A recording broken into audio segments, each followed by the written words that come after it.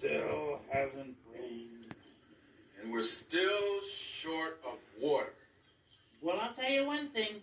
If it ever does rain, boy, am I going to use some water. Yeah, but never waste it.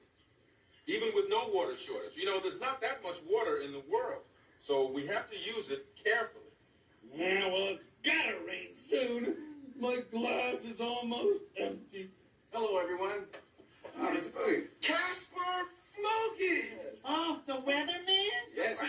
Hi. What are you doing here? Oh, I always stop by Hooper's to get my newspaper on my way home. Hey, while you're here, can you make it rain, please?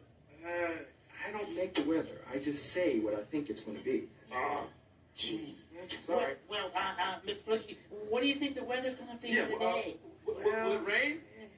I'm afraid the news is not good. Oh, come on. Give it to us straight. We can take it. Well, my prediction is today will be bright and sunny and absolutely no rain at all.